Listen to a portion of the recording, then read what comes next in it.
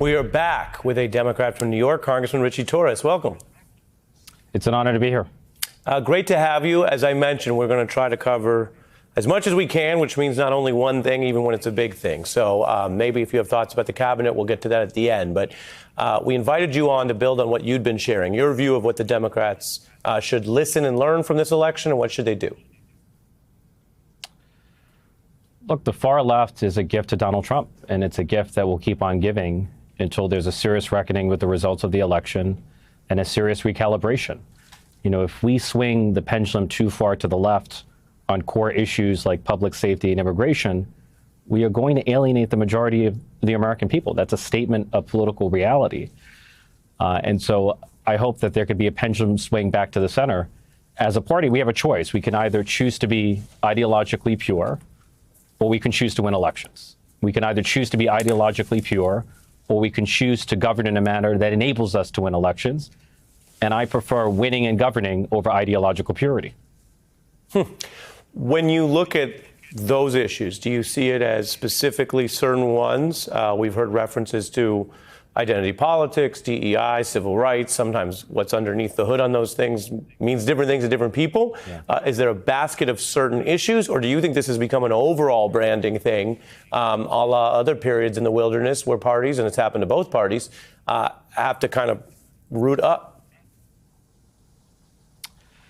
Look, I see the outcome of the election not as an affirmation of Donald Trump and his MAGA agenda.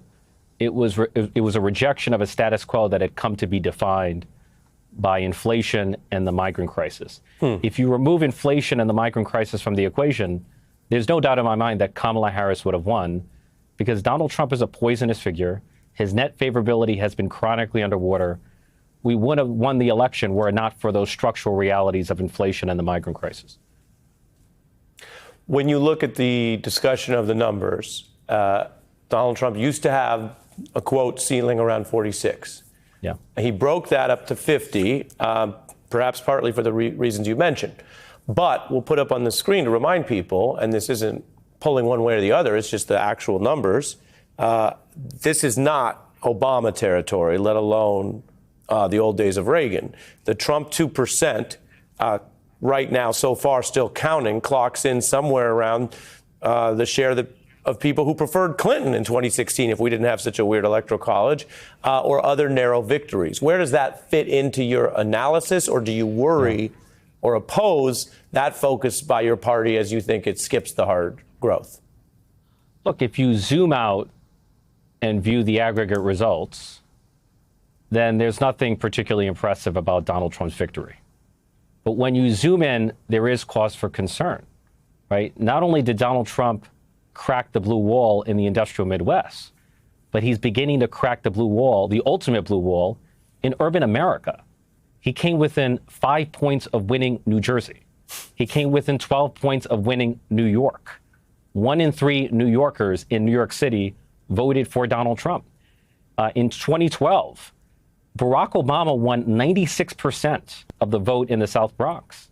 In 2024, Donald Trump won nearly 30%, a more than 20-point swing.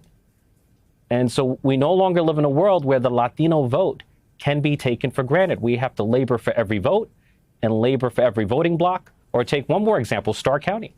Starr County is 97% Latino. It has voted Democratic since the 19th century. Hillary Clinton won it by more than 60 percentage points in 2016. By 2024, Donald Trump wins it by nearly 60%. You know, if that is not cause for alarm, I'm not sure what would be. Yeah, I mean, you're spitting facts, as we say in court. Let me ask you about culture.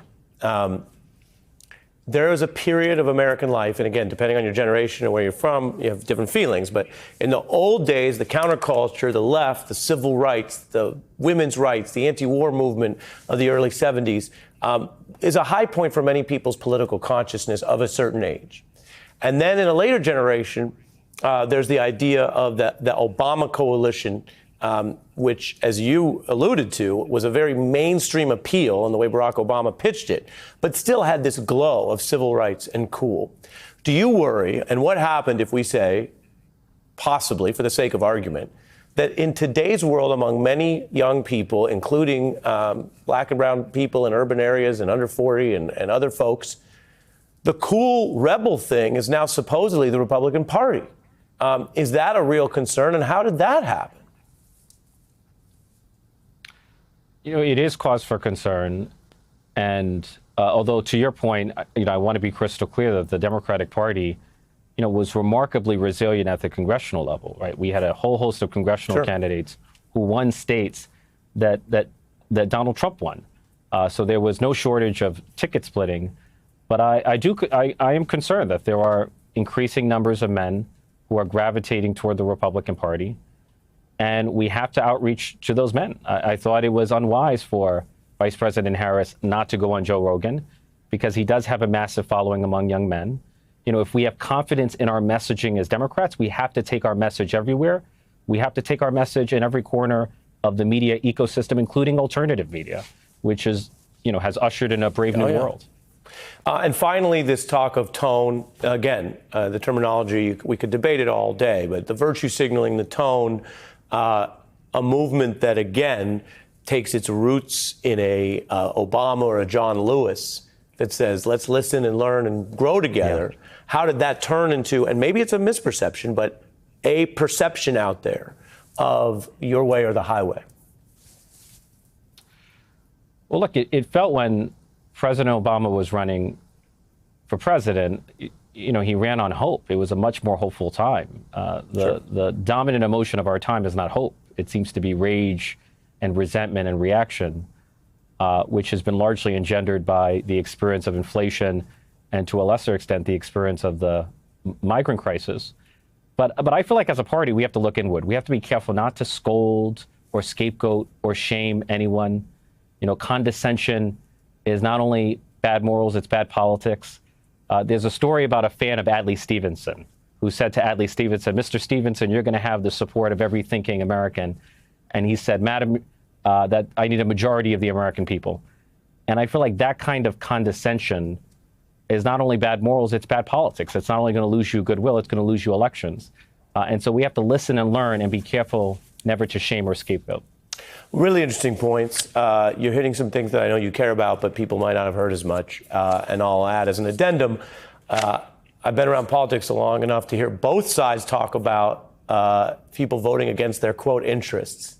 But in a democracy, if we can keep it, people get to choose what their interests are. And so we have to reason with each other about what they are, should be, and what the facts are, rather than, as you said, Adlai might have said, at least in that day. Maybe he was hangry. Maybe he was having a bad day that day when he said that. Ritchie Torres, thanks for joining us. Of course. Appreciate it. I hope you come back. Meanwhile, Elon Musk wants to be co-president when we come back.